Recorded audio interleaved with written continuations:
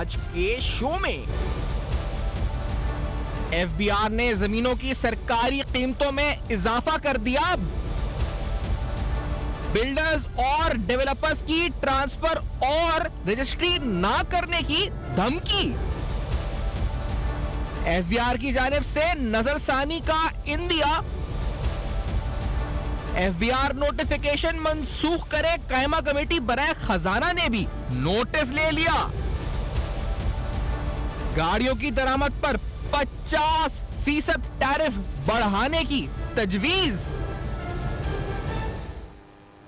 अस्सलाम वालेकुम। बस पर्दा हकायक सनसनीखेज इंकशाफात प्रोग्राम बेनकाब में हूँ आपके साथ सफ़ान खान। नाज़रीन, प्रॉपर्टी वैल्यूएशन के हवाले से एफबीआर के रेट्स और मार्केट रेट्स के अंदर जो फ़र्क होता था, साल 2016 में हमने देखा था ये सिलसिला शुरू हुआ था, जब जिसके मुताबिक सागदार साहब की गवर्नमेंट थी और प्रॉपर्टी की जो वैल्यू, जो एक्चुअल मार्केट वैल्यू थी, यानी डीसी वैल्यू को गवर्नमेंट वैल्यू को नज़दीक लेकर आना था मार्केट वैल्यू के। और इसकी वजूहात बताई गई थी।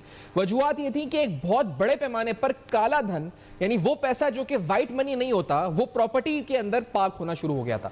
और इस सिलसिले में हमने देखा था कि ना सिर्फ इसकी वजह से काला धन पार्क हो रहा था, बल्कि इससे प्रॉपर्टी की वैल्यूज बहुत ज्यादा बढ़ना शुरू हो गई थी। यहां पर डिफेंस में हमने देखा कराची के अंदर जब फेज 8 है, मुख्तलिफ फेजेस हैं, यहां पर प्रॉपर्टी की वैल्यू एकदम शूट अप हुई क्योंकि बहुत सा काला धन इसमें पार्क होना शुरू हो गया। यही हाल दूसरे शहरों में भी हुआ। और इस वक्त गवर्नमेंट ने 2016 में फैसला किया कि एफबीआर के इन रेट्स को, डीसी रेट्स को बढ़ाया जाए और इनको मार्केट वैल्यू के नजदीक लेकर आया जाए, ताकि इसके दो फायदे हो सके। एक तो गवर्नमेंट मशीनरी को टैक्स अच्छा कलेक्ट हो सके। उस वक्त जो टैक्स कलेक्ट होता था वो उस वक्त की डीसी वैल्यू और मार्केट वैल्यू, जैसे मिसाल के तौर पे मार्केट वैल्यू 1 करोड़ रुपए है और डीसी वैल्यू 30 लाख रुपए है, तो टैक्स 30 लाख रुपए पे देना पड़ता था और 70 लाख रुपए जो था वो जो ब्लैक मनी आप कहें, जिसको अनडॉक्यूमेंटेड सेक्टर है, जो पार्क हो जाता था यहां पर। तो इस सिलसिले को रोकने के लिए दो फायदे, यानी एक तो उसमें जो काला धन है उसकी पार्किंग को रोका जा सके और दूसरा गवर्नमेंट का जो स्कोप है टैक्स कलेक्ट करने का उसको बढ़ाया जा सके।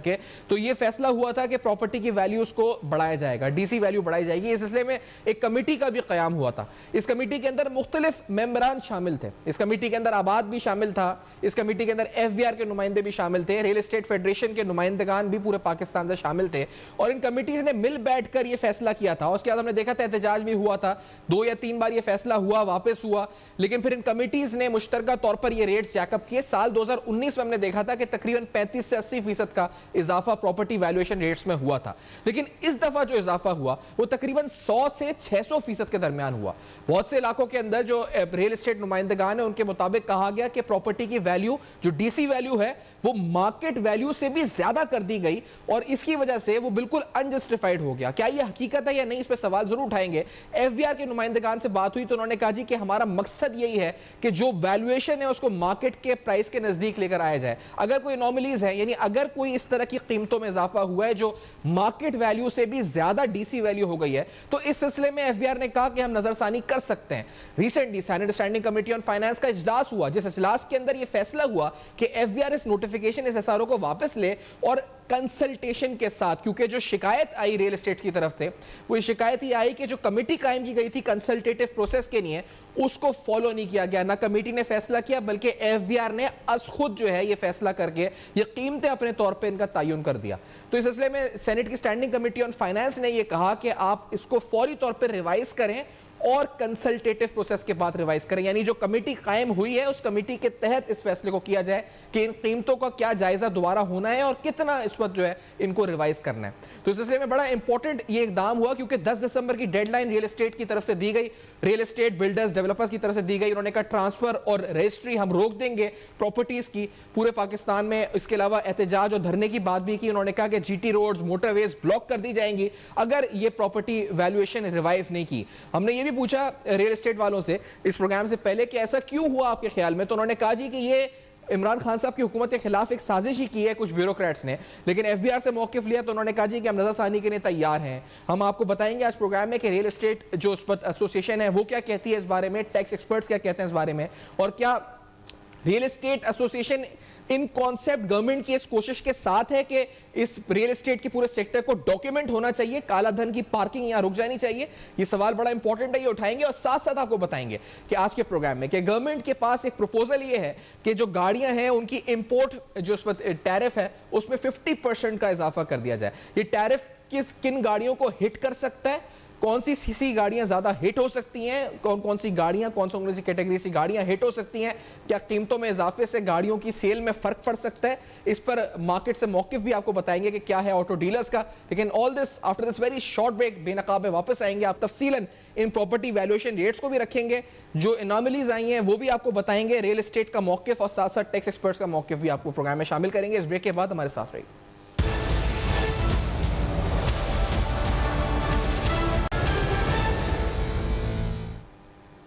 वेलकम बैक, आप देख रहे हैं बेनकाब, और आज बेनकाब में नाज़रीन वैल्यूएशन रेट्स पे एफबीआर की हम बात कर रहे हैं। रियल एस्टेट सेक्टर इस पर एहतजाज कर रहा है। रियल एस्टेट सेक्टर के एहतजाज की वजह क्या है ये भी जानते हैं। सरदार ताहिर महमूद साहब हमारे साथ मौजूद हैं, जो कि सदर हैं रियल एस्टेट फेडरेशन के। सरदार ताहिर साहब, आपने प्रोग्राम में ज्वाइन किया हमें। सबसे पहले वैल्यूएशन रेट्स की तरफ मैं आना चाह रहा हूँ नाज़रीन। आप अगर हम वैल्यूएशन रेट्स का डिफरेंस देखें, 30 से 85% का इजाफा था साल 2019 में जो पिछली दफा हुआ था। इस दफा जो इजाफा है वो बताया जा रहा है कि 100 से तकरीबन 600% का इजाफा कर दिया गया है।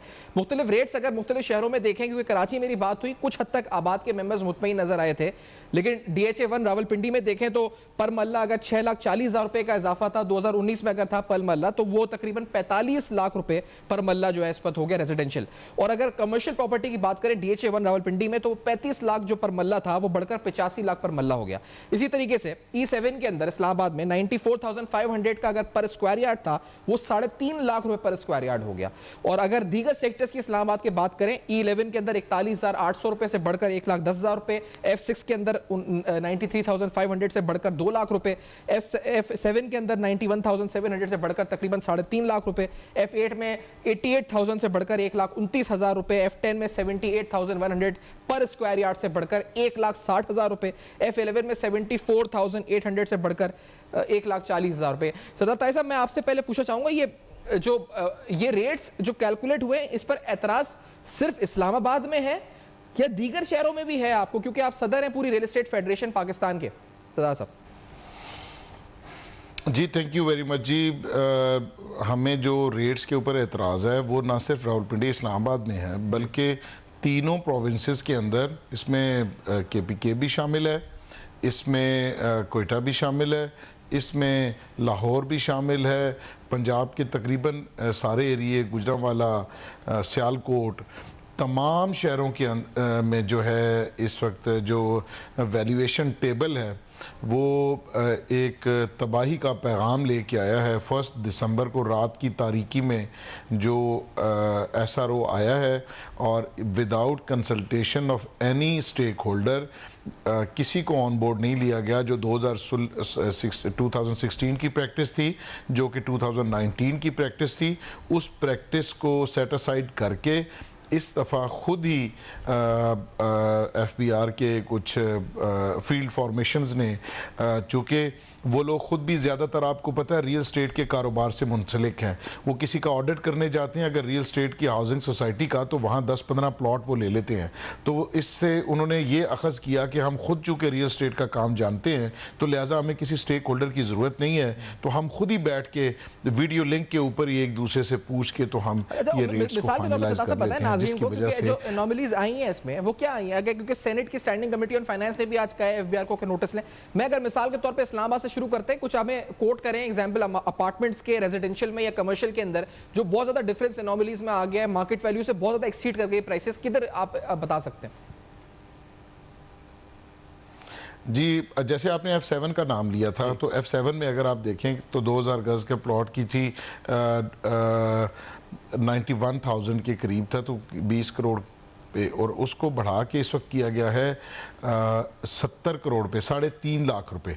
अब 70 करोड़ रुपए का वो 2000 गज हो गया। अभी मैं आपको अगर G13, G14 की बात करूं, जो एक आम आदमी का सेक्टर कहा जाता है जिसको, तो G14-1, G14-2, G14-3 आज भी पोजेशन अवेलेबल नहीं है, कब्जा नहीं है वहाँ पे।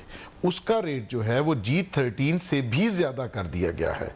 इसके अलावा लाइफ स्टाइल रेजिडेंशिया के अपार्टमेंट्स हैं जो 96,000 के गवर्नमेंट ने सरकारी मुलाजमीन और लोगों को ऑफ़र किए थे, जो 96 लाख रुपए उसकी प्राइस बनती है, 96 लैक्स। उसकी जो वैल्यूएशन टेबल पे माशाल्लाह वैल्यूएशन हुई है वो 5 करोड़ रुपए का फ्लैट हो गया। कल एक शख्स ने कुछ डॉक्यूमेंट्स पहले से जमा कराए हुए थे ट्रांसफ़र के लिए, तो आज सुबह हाउसिंग फाउंडेशन से उसको कॉल गई कि या तो आप अपने डॉक्यूमेंट्स वापस ले जाएं या 5 करोड़ रुपए के हिसाब से आप टैक्सेस पे करें। उसने कहा मैंने तो 96 लाख रुपए सरकारी रेट था, ये अभी तक बने नहीं है, कब्जा नहीं मिला, तो ये किस तरीके से मैं 5 करोड़ रुपए के हिसाब से इसको मैं वैल्यूएशन टेबल के हिसाब से मैं पैसे जमा करवा दूं कि ये जो कॉन्सेप्ट है, क्योंकि मैं अक्सर एफबीआर के लोगों से, तो ये जो कॉन्सेप्ट है कि हम इसमें काला धन नहीं लाना चाहते, हम चाहते हैं कि जो एफबीआर कहता है कि हम चाहते हैं कि जो डीसी वैल्यू है वो मार्केट वैल्यू के नजदीक तरीन हो जाए, आप इस कॉन्सेप्ट के खिलाफ नहीं है। आपका जो एहतजाज है वो इस बात पर है कि आपसे कंसल्टेशन या जो कमेटी कायम की गई थी उस लीगल प्रोसेस को फॉलो नहीं किया गया, ये एहतजाज है ना आपका, या फिर इस पर भी एहतजाज है कि ये बढ़ाए क्यों है? सर देखिए ना, किसी तरीके से बढ़ाने होते हैं या आपको किसी ने कहा बढ़ाने हैं तो आप कत्लेआम शुरू कर देंगे, आप उसको 700% तक उसको बढ़ा देंगे। ऐसे तो बढ़ाने का मतलब मार्केट वैल्यू के बराबर लाना है। मार्केट वैल्यू से आप अगर 300-300%, 400-400% ऊपर चले जाएंगे तो इसका इस आप एक तो मुझे ये बताइए कि एक शख्स ने आज 1 करोड़ 24 लाख रुपए का प्लॉट खरीदा था, हाउसिंग फाउंडेशन में उसने जमा कराए डॉक्यूमेंट्स, उसको ये कहा कि आपने 5 करोड़ रुपए के हिसाब से टैक्सेस जमा करवाने। अब मुझे ये बताइए कि उसका गेन कितना हो गया? उसका गेन हो गया 1.24 और 5 करोड़ रुपए देखें तो 3.5 पौने 4 करोड़ रुपए गेन हो गया उसका। इसको 20 की जो हाईएस्ट स्लैब है उससे मल्टीप्लाई करें तो ये 80 लाख 75 से 80 लाख रुपया इसका गेन बन गया खाली। तो कौन किस तरीके से वो 1 करोड़ 24 टोटल प्राइस है, 80-90 लाख रुपया उसके ऊपर गेन बन गया। अच्छा, ये घर बैठ के अदादो शुमार लिखने से आपको रेवेन्यू तो नहीं इकट्ठा हो सकता। लोग इस रेट के ऊपर फर्स्ट से लेके आज तक आप CDA, हाउसिंग फाउंडेशन, तमाम DHAs, तमाम हाउसिंग के प्रोजेक्ट्स, सारी जगहों पे जाएं और पूछें चेयरमैन FBR साहब से कि आपके चूंकि ये सरकारी इदारे हैं ज़्यादातर, तो आप चेक करें कि आपके पास कितना रेवेन्यू आया है। ये आपकी एम्बिशंस के ऊपर, और एक ऑफिस में बैठ के आपने कहा कि कल कायमा कमेटी में चेयरमैन साहब ने फरमाया कि हमने ड्यू प्रोसेस को फॉलो किया, स्टेक होल्डर से हमने मुशावरत किया। जब DNFPP का इशू था तो उस वक्त तो स्टेक होल्डर्स हम थे, हमने पूरे पाकिस्तान में एडवोकेसी की कि ये सेक्टर जो है वो रेगुलराइज होना चाहिए, तो हमने अपने लोगों को कन्विंस करने की कोशिश की, पूरे पाकिस्तान में सेमिनार्स अरेंज किए FBR के साथ मिलके, तब स्टेक होल्डर हम थे। आज के दिन में जब वैल्यूएशन का टेबल आया तो कौन सा वो स्टेक होल्डर था जिसके साथ बैठ के इन्होंने ये इररियलिस्टिक प्राइसेस जो हैं वो की हैं? तो हमारे लिए इन्होंने कोई रास्ता नहीं छोड़ा। प्राइसेस आई, अनरियलिस्टिक प्राइसेस आई, तो सदा साहब आपसे जो मीटिंग थी उस मीटिंग में हुआ क्या था? आप हुई नहीं मीटिंग, या हुई उसमें आप थे नहीं, क्या किस तरह से ये प्राइस आई, या RTO साहब ये खुद ही गए जाके उन्होंने RTO ने नोटिफिकेशन इशू कर दी, क्या हुआ क्या इसमें एक्चुअली? देखिए, RTO ने जो FBR बोर्ड ने पिछली दफ़ा डिसीजन किया था 2020 के अंदर, उस डिसीजन के मुताबिक हर RTO के पास एक कमेटी फॉर्म होनी थी जिसमें एक आबाद का रिप्रेजेंटेटिव और एक जो लोकल एसोसिएशन है उसका रिप्रेजेंटेटिव और इनलैंड रेवेन्यू के अफसरान, और उस कमेटी को चेयर करते थे चेयरमैन चीफ कमिश्नर RTO साहब। लेकिन इस दफ़ा ना तो उस कमेटी का कोई इजलास बुलाया गया, ना उस कमेटी से डिस्कस किया गया, उसको बाईपास करके, और ये इन्होंने ये समझ लिया था कि शायद, जैसे मिसाल के तौर पे कराची है, यहाँ तो मैंने सुना 8-8 घंटे का इजलास हुआ, यहाँ पर रेट्स बनाए गए, वैल्यूएशन टेबल्स बनाए गए, कैटेगरीज बनाई गई, A1 कैटेगरी, A कैटेगरी, ये इजलास तो कराची में तो हुआ ना यहाँ पर? सर मैंने ही कल कायमा कमेटी को ये बताया था कि कराची की हद तक हुआ। अच्छा, तो कराची की हद तक भी 22% भी रेट बढ़े, 50% भी बाज़ जगहों पे रेट बढ़ाए, 60% भी रेट बढ़ाए हैं पिछले से। लेकिन चूंकि वो पूरा तमाम एसोसिएशन और स्टेक होल्डर्स के साथ बैठ के बढ़ाए गए, तो लिहाजा उसके ऊपर कोई हमें एतराज़ नहीं है। एनॉमलीज हैं छोटी मोटी, उन एनॉमलीज को रिमूव किया जा सकता है वहाँ उस कमेटी के अंदर बैठ के, लेकिन जिस जगह पे किसी स्टेक होल्डर के साथ मुशावरती, आज आरटीओ साहिबान ढूंढते फिर रहे हैं, वो कहते हैं कि हमें कोई धीमे मिजाज वाले एक दो लोग दे दे जिनके साथ हम बैठ के तो कंसल्टेशन कर लें।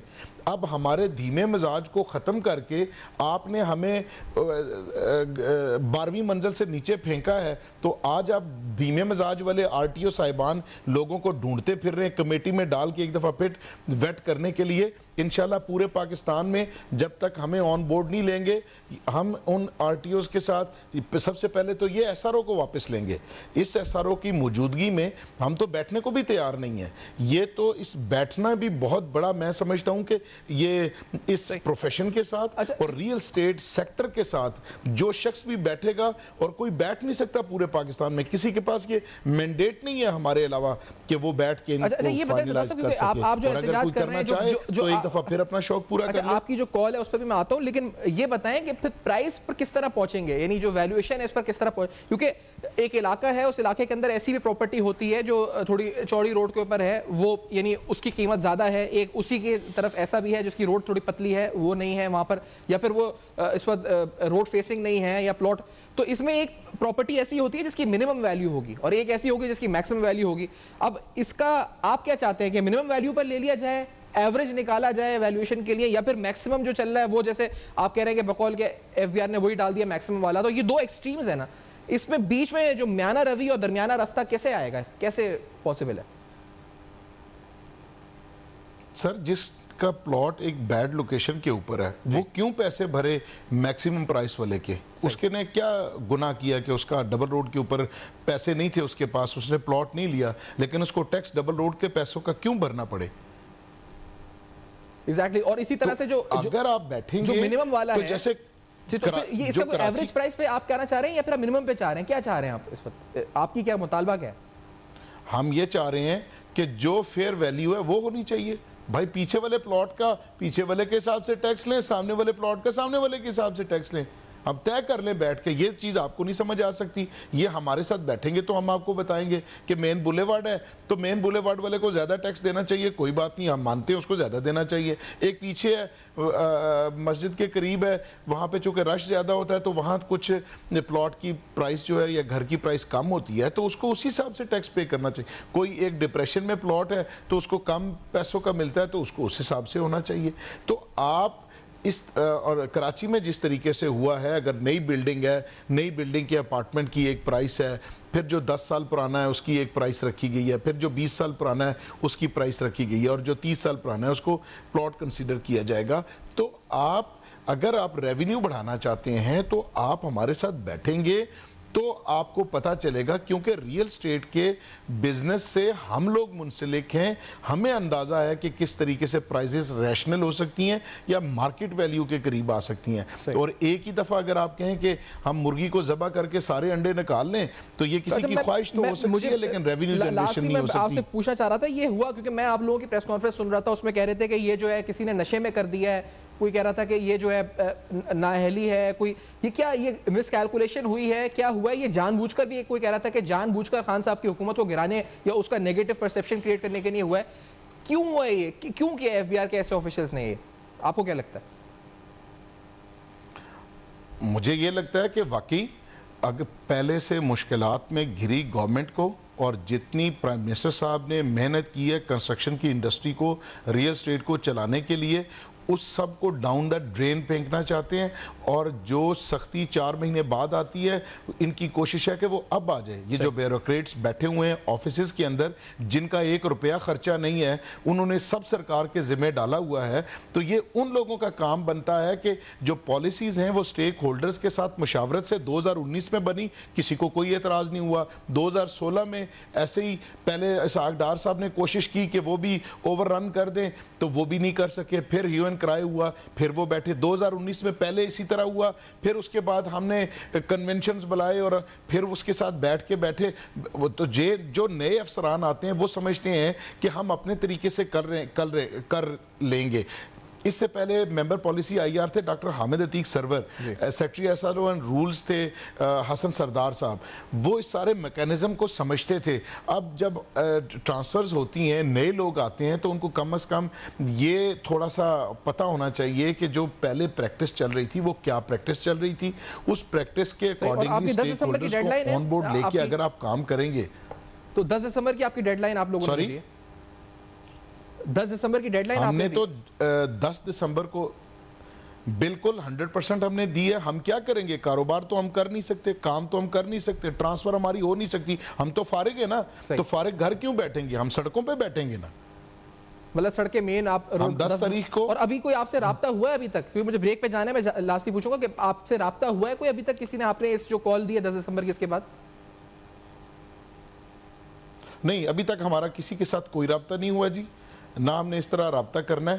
पहले ये एसआरओ वापस लेंगे, उसके बाद इनके साथ बात होगी। जब एसआरओ वापस ले लेंगे तो हम बैठ के बात करने को तैयार हैं। एसआरओ वापस नहीं लेते तो हमने ना तो अभी तक उन्होंने माशाल्लाह, चूँकि ईगो बहुत ज़्यादा है, तो अभी तक तो राब्ता नहीं किया, और आगे हमें उनके राब्ते की ज़रूरत भी कोई नहीं है। बहुत शुक्रिया, आपने ज्वाइन किया सदासा प्रोग्राम में। इस ब्रेक के बाद नाज़रीन आते हैं तो गाड़ियों के हवाले से पहले एक प्रपोजल था कि इंपोर्ट पे सीकेडी यूनिट, सीबीयू यूनिट्स, और इस हवाले से और एक प्रपोजल सामने टैरिफ इंक्रीज कर दिया जाए। क्या प्रपोजल्स हैं, क्या इम्पैक्ट है ऑटो जो सेल्स है उसके ऊपर, गाड़ियों की जो मार्केट है, लोकल डीलर्स हैं वो क्या समझते हैं, ये भी जानेंगे, लेकिन इस ब्रेक के बाद हमारे साथ रहेंगे।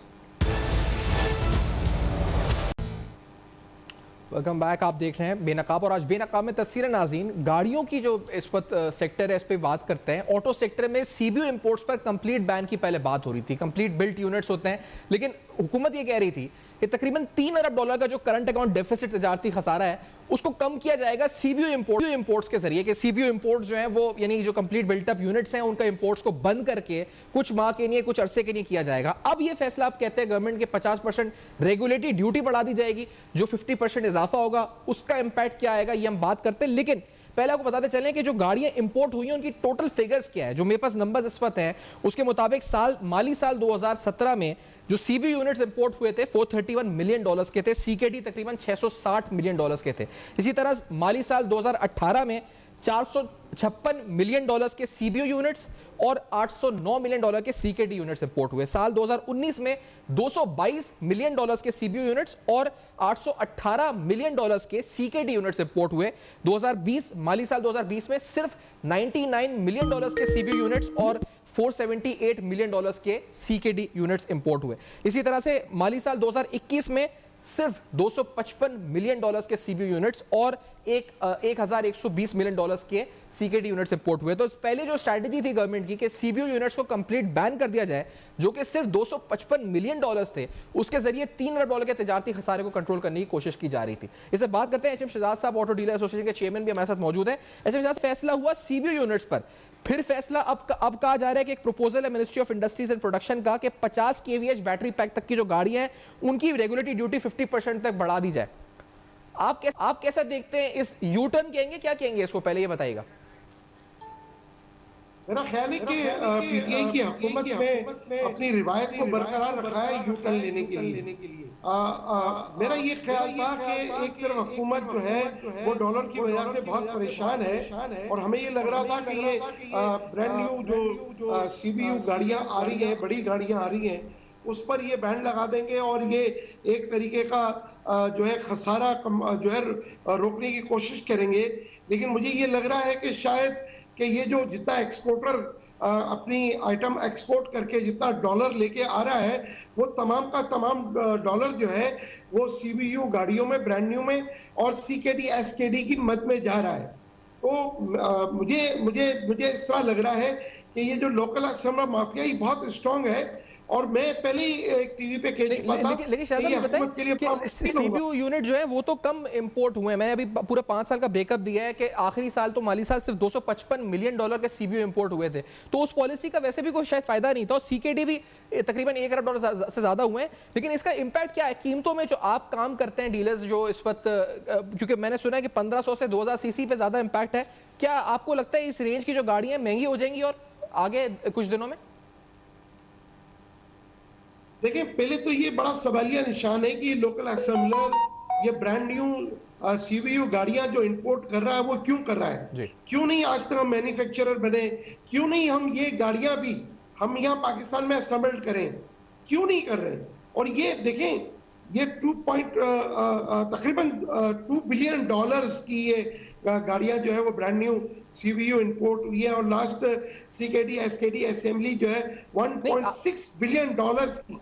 सर मैं जो मेरे पास जो फिगर्स है इस वक्त जो मैं देख रहा हूँ उन फिगर्स के मुताबिक तो सिर्फ $255 मिलियन की सीबीयू यूनिट्स इंपोर्ट हुए हैं, लेकिन इसमें कीमतों में क्या फर्क पड़ेगा शहजाद साहब, ये मुझे बताएं, क्योंकि आम आदमी बड़ा परेशान है कि 1500 से 1800 सीसी गाड़ियां और बिलखुसूस हाइब्रिड व्हीकल्स जो हैं, जो ज्यादातर लोग लेते हैं कि शायद पेट्रोल की बचत होगी, कीमतें बढ़ रही हैं, कितना इंपैक्ट उन पर पड़ेगा आपको लगता है? थोड़ी सी कुछ गलतफहमी भी है जी। अगर हाइब्रिड के ऊपर भी अगर इन्होंने 50% जो आरडी डालने की बात की है, वो जो 50 kW यानी 50 किलोवाट से ऊपर की जो गाड़ियां है ना जी, उसके ऊपर ये बात कर रहे हैं, लेकिन जो नीचे की गाड़ियां हैं उसके ऊपर ये बात नहीं कर रहे। और इसी तरह जो ब्रांड न्यू गाड़ियों के ऊपर 15% आरडी थी, उसको ये 50% पे ले जाएंगे, जो 1800 सीसी के अंदर तक है। और जो 1800 से ऊपर तो पहले ही 90% आरडी है उसके ऊपर, उसकी तो बात ही नहीं हो रही।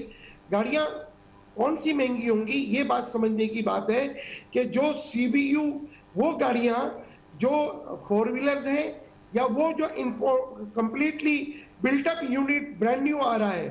तो मेरा सवाल तो ये है कि जिन लोगों ने पाकिस्तान के साथ एमओयू और रिलेशन प्रोग्राम पे साइन किया है, वो आज तक, अगर ये नए भी आए हैं तो आज तक क्यों नहीं असेंबलिंग प्लांट लगा, और क्यों उनका पूरे का पूरा जो दारोमदार है वो इंपोर्टेड के ऊपर है।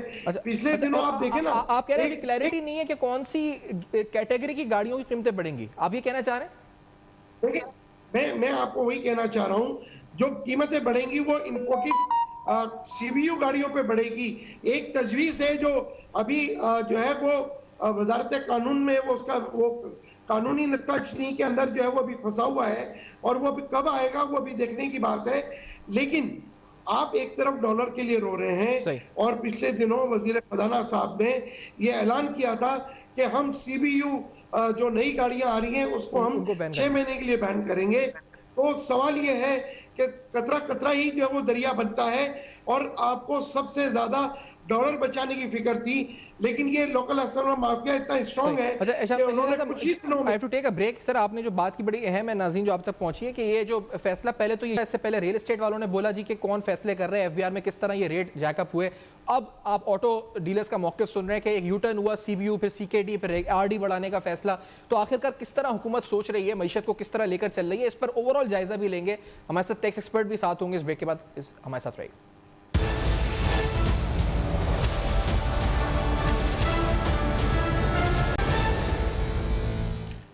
Welcome back. आप देख रहे हैं बेनकाब, और आज बेनकाब में दो अहम शोबों पर बात की, रियल एस्टेट सेक्टर और गाड़ियों के हवाले से। मेरे साथ अब डॉक्टर इकरामुल हक साहब मौजूद हैं, माहिर हैं टैक्स उमूर के।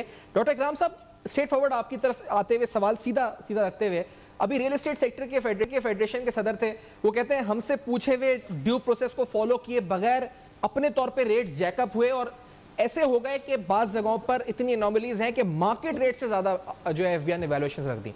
अभी दूसरे ऑटो डीलर्स के जो चेयरमैन है वो साथ थे, वो कहते हैं पहले कहा गया कि सीबीयू यूनिट्स बैन होंगे, फिर अब ये प्रपोजल आ गया है कि सीकेडी 50% ड्यूटी टैरिफ बढ़ जाएगा, इंपोर्ट टैरिफ बढ़ जाएगा।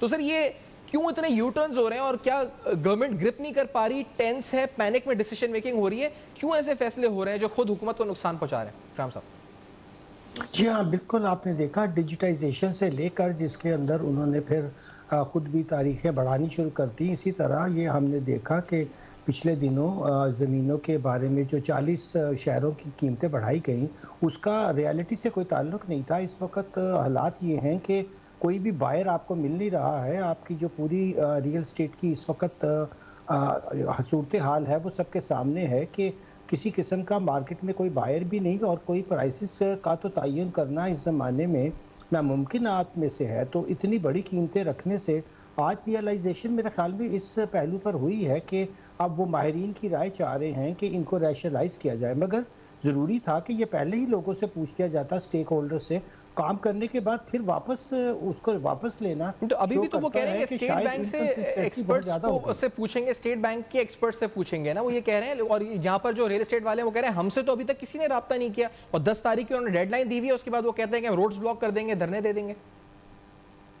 जी यही मैं अर्ज कर रहा था कि दरअसल इनकंसिस्टेंसी तो एक छोटा वर्ड है, पूरी चीज़ का अदराक ही नहीं है कि कुछ भी ऐसा काम करने से पहले आपको स्टेक होल्डर के साथ मशवरा कर लेना चाहिए। जैसे मैं बता था कि ज़मीनी हकायक तो बिल्कुल ही मुख्तलिफ है, और जो आपने कीमतों का तयन देखा वो तो मेरा ख्याल है शायद जब इकॉनमी अच्छी ग्रो कर रही थी उस वक्त भी ऐसी सूरत हाल नहीं थी। तो इस तरह के इकदाम जो हैं वो एक लोगों के अंदर बेचैनी भी पैदा कर रहे हैं, और हमारी जो इस वक्त कारोबार की सूरत हाल है उसको ख़राब भी कर रहे हैं।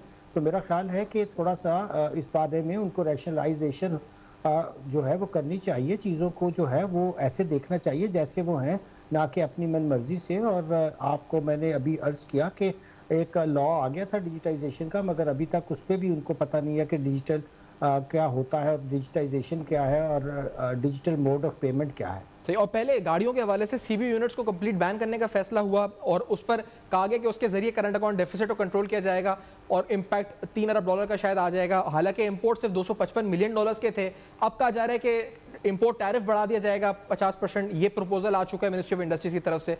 तो यहाँ पर क्या हो रहा है ऑटो सेक्टर में, ये भी यही सूरत हाल है? जी बिल्कुल, यहाँ भी आप देख रहे हैं कि वो चीज़ जिसकी हमारी दरामद में कोई हैसियत नहीं थी उसको इतना बड़ा दिखाया गया, और जो हमारी दूसरी इंपोर्ट्स है 25% तो हम सिर्फ ऑयल के लिए ही जो अपनी जो इस वक्त ज़रूरत है पूरी करने के लिए गाड़ियों की और उसकी मंगवाते हैं, उसकी तरफ तो कोई इशारा नहीं था। और गाड़ियों को लेकर बस एक जो था वो मसला खड़ा कर दिया गया।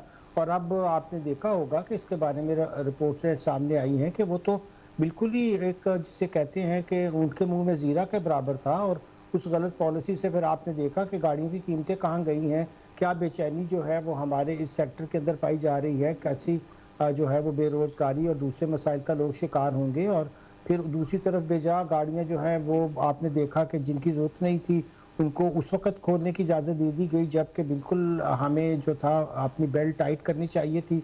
तो जहाँ जिस मौका के ऊपर फैसला लेना होता है नहीं लिया जाता, और जब नहीं लेना होता उस वक्त चीज़ों के टैरिफ बढ़ा दिए जाते हैं। तो ये भी यहाँ हमें बहुत बड़ी अनॉमली नज़र आती है। बहुत ही एक सोच के अंदर मेरा ख्याल है कि पुख्तगी भी नहीं है, और ऐसी चीज़ों से हमारी इकॉनमी को भी धचका पहुँच रहा है, लोगों में भी बेचैनी फैल रही है।